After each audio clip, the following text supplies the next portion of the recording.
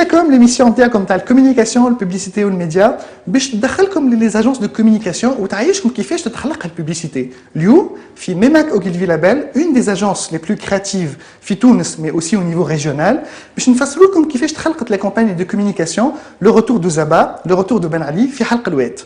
هذا الكل باش نشوفوه مع بعضنا avec des interviews تاع سيرين شريف managing director de Ogilvy Label et Nicolas Courant directeur de création d'Ogilvy Label. نواصلوا دونك الزياره نتاعنا نتاع ميماك اوغيلفي لابيل وبيان سور دونك ما نجموش نجيو لميماك اوغيلفي لابيل مي غير نحكيو مع لا فونداتريس دونك سيرين شريف دو ميماك اوغيلفي لابيل. Siri, bonjour. مرحبا. Merci donc de nous accueillir justement في l'agence. L'agence elle est quand même depuis 1989 تخلقت en 89 بالضبط 89 معناتها 23 سنه تو. من اقدم لي زاجونس دو كوميونيكاسيون دو بوبليسيتي في تونس. هي في وقتها اول اجونس كونساي ان كوميونيكاسيون معناتها كانوا موجودين كلك ستوديو جرافيك حاجات هكا اما اول اجونس كونساي ان كوميونيكاسيون تحلت في تونس عسير وقتها. Et depuis justement depuis 89 التوا quand même une consécration ce n'est troisième agence régionale في دبي لينكس. صحيح فرحنا ياسر. كنا نتوقعوا معناتها احنا الاتجاه هذايا استراتيجي خليناه تو مده 5 سنين. 5 سنين قررنا اللي المستوى نتاع لاجونس لازم يكون من ابرز المستوى في المنطقه والا حتى في العالم. دونك اتجاه راهو هذا مش حاجه معناتها تجي هكاكا. toutes les décisions stratégiques que nous avons prises ont été dans cette direction-là. Depuis en fait le rachat par Ogilvy en 2005, on a décidé de prendre une certaine direction d'un certain standard international. Donc ça s'est d'abord manifesté par le recrutement de Nicolas Courant en tant que directeur de création. Et depuis ce moment-là, en fait, lui et moi, on a un partenariat sur une orientation stratégique créative de l'agence précise. من وقتها خدمة وكل ما عملناه من وقتها que ce soit pour les recrutements, que ce soit pour la direction, des choix de compétitions auxquelles on participe, bien sûr de travaux et de pousser les clients vers des travaux de plus en plus créatifs, etc. Tout ça, c'est un travail, c'est une stratégie qui est pas simple, qui est pas aisée, qui est même coûteuse pour certains aspects. On n'est pas dans le tout business, on est dans le tout créatif d'abord, et on attend que le business arrive après. Bon, dans le fi Ogilvy fame and fortune, les deux F. D'abord fame and then fortune. Donc inchallah avec le fame, inchallah fortune puisque tu dis. Mutabarkala justement avec grâce à Tunis, le réseau Ogilvy bénéficie justement d'une bonne image. Absolument.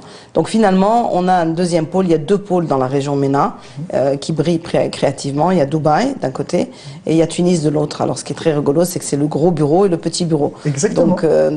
Donc c'est pas une question de taille, c'est pas une question de marché parce que les gens disent la Tunisie était perçue comme un marché totalement ringard au niveau de la créativité publicitaire. Ce qu'on faisait, c'était des choses qui étaient juste propres.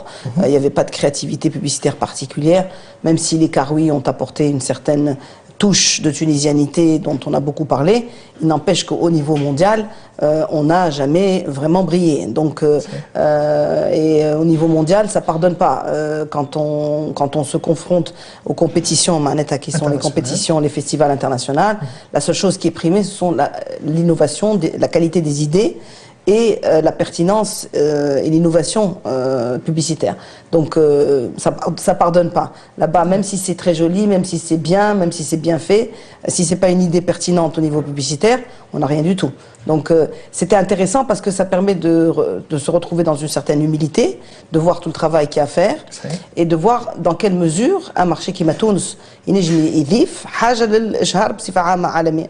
Et en fait, petit à petit, on a vu que la nature des choses qui étaient primées, l'exigence qualitative au niveau des idées, et betarf, on s'est confronté à ça. Et ce qui a été intéressant, c'était aussi d'apprendre les règles du jeu. Absolument, parce que exactement, How to Win Awards, c'est vraiment une كيما مكتب واحد يلزم يتعلم برشا حاجات فما قوانين. انتم 6 سنين شاركتوا 6 سنين فوالا بطرف كيما تنجم تشوف يشارك وما يربحش يشارك وما يربحش. On a très souvent été shortlisté quand même depuis le début, mais pour commencer à gagner, il fallait qu'on apprenne un certain nombre de choses, d'exigences. Dima, bien sûr, le contenu est toujours d'abord le plus important, la pertinence de l'idée, mais après aussi comment les crafter. Qui fait, il présente une idée. Donc tout ça, c'est quelque chose qu'on a appris. Donc regardez le temps que ça prend. C'est d'abord l'arrimage au réseau international Ogilvy qui a fait ce travail, même si on a toujours été une agence locale intéressante par son côté comme ça, un peu décalé, etc. On a toujours eu ce type de positionnement.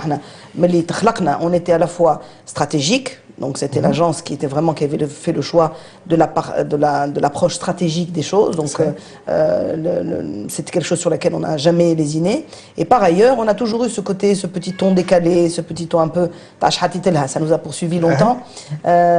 Et après, bon, bien sûr, quand on a été racheté par Ogilvy en 2005, là, on a été complètement mis à niveau, on a été formé de nouveau, on a fait les meilleures écoles, on a fait les meilleures formations, on a été formé à toutes les disciplines de la communication, notamment du digital. On a été les premiers à comprendre l'importance de la communication digitale sur le marché tunisien. Donc ça, c'est évident qu'un réseau international, vous et en particulier Ogilvy qui est très insistant sur l'aspect créativité, et un réseau qui forme beaucoup en plus. Et donc on a constamment été mis à niveau, mis à jour, etc. Et donc avec le choix qu'on a fait avec Nicolas Courant en 2005 d'aller vraiment vers de la vraie créativité internationale, le talent de Nicolas combiné disons à l'émergence petit à petit de talents tunisiens nouveaux, c'est ça qui a fait que petit à petit ça avance, parce que Nicolas seul il est très talentueux, mais il dirige une équipe de Tunisiens, et ça c'est évidemment ma plus grande fierté, c'est celle-là, c'est d'avoir commencé à faire une pépinière où des talents tunisiens émergent, et aujourd'hui on est attracteur de talents, c'est-à-dire que les gens nous envoient des CV en disant on veut travailler avec vous. Attracteur de talent, mais حبيت نسألك justement, شنو غير le fait de gagner في Cannes, le fait de gagner في Dubaï, le fait d'être primé et reconnu à l'international في الخدمة اليومية نتاع l'agence? Est-ce que بدلت معناتها la vision justement des annonceurs اللي هما après tout هما les clients نتاعكم؟ Alors, c'est très très particulier. En fait, on n'a pas les résultats d'une agence comme ça serait dans un autre pays du monde où l'idée des awards est quelque chose qui a un poids particulier dans le management des agences, notamment en Europe. En Tunisie, c'est pas pareil. Du point de vue interne, c'est formidable. C'est un élément de cohésion équipe extraordinaire. On a comme ça une envie, un vrai esprit d'équipe, on a une envie de briller, on a une envie de percer, et ça on le sent énormément dans on est toujours plus gourmand, donc ça c'est un formidable moteur de réalisation, parce qu'après tout une agence de publicité est une agence bien sûr qui doit servir des marques, ça c'est le fondamental, mais elle doit être créative. Une agence, si elle n'est pas créative, elle n'a pas de raison d'être. Ça pourrait être un bureau marketing ou un bureau graphique, mais une agence de publicité, une agence conseil en communication, ça doit avant tout être créatif. Donc du point de vue de l'équipe en interne, c'est un formidable moteur, un moteur de cohésion et un moteur d'envie. Du point de vue des clients, alors c'est très drôle parce que du point de vue des clients, ils sont très fiers. On l'a vu notamment même à la manifestation des Prodor, quand on a été agence de l'année là-bas et que tous nos clients avaient gagné, ils étaient très fiers d'avoir des prix. Donc les clients sont très fiers quand un de leurs travaux gagne, et nous aussi les premiers. Mais ce qui est marrant, c'est que en termes de retour sur investissement, ils ont toujours très très peur que nous devenions plus chers. C'est pas parce que maintenant vous avez gagné. Bon, c'est super, vous avez gagné un goal de Cannes. Donc il y a toujours le côté tunisien qui revient sur la scène avec ce côté comme ça, compétitivité des prix. Donc bon, il y a cette double ambiguïté du fait qu'effectivement on est l'agence la plus primée, mais qu'en même temps nos clients craignent que ça fasse une espèce d'inflation des prix. Or en fait nous ce qu'on veut c'est que ça fasse pas une inflation des prix, ça fasse une inflation qualitative dans les sujets que nous traitons, qu'ils soient donc fast moving good ou qu'ils soient d'autres catégories. Bon, il y a quand même une catégorie qui échappe encore à notre disons, comment dire, escarcelle. Telco. Mais je ne m'appelle pas Sidi Youssef si je finirai pas par avoir un budget telco dans ce pays. Voilà. Excellent. Et on finit justement Et avec ça. À bon entendeur, salut. À bon entendeur, salut. Justement, donc, on détient peut-être le scoop donc, aujourd'hui. La nouvelle, justement, mission. C'est pas un scoop, je crois que tout le marché le sait.